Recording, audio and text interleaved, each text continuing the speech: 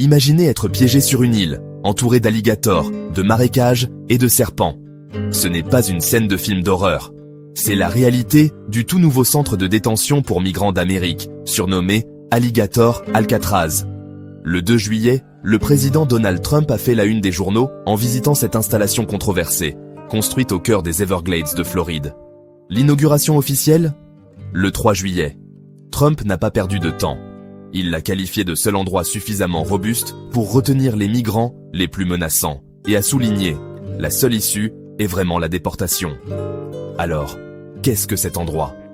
Le site est en fait un aéroport abandonné, 30 miles carrés de marécages, au plus profond de la Big Cypress National Preserve. C'est une forteresse de tentes climatisées, capable de retenir jusqu'à 5000 personnes. Mais il n'y a pas que des clôtures et des gardes.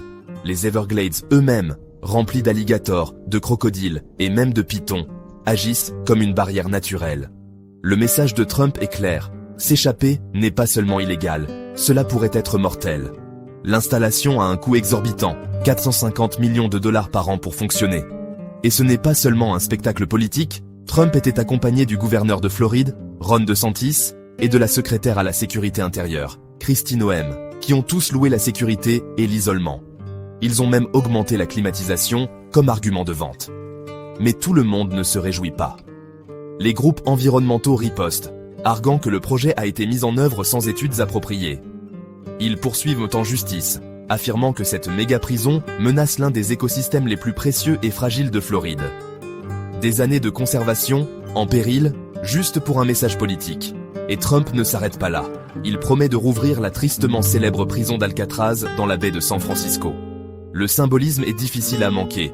Une autre forteresse insulaire, soi-disant entourée de requins, pour les criminels les plus impitoyables et violents. Mais les experts disent que c'est plus de la fantaisie que de la réalité. Les requins dans la baie ne sont pas exactement des monstres hollywoodiens. Et les cauchemars logistiques, les batailles juridiques et les coûts exorbitants rendent le plan très incertain. Pour l'instant, le site des Everglades est réel et ouvert aux affaires. Alligator Alcatraz n'est pas juste une prison. C'est un coup de semonce dans le débat sur l'immigration en Amérique. Est-ce de la sécurité ou juste du spectacle? Et à quel prix? Pour les gens, pour la nature et pour l'âme d'une nation? C'est une question à laquelle seul le temps pourra répondre.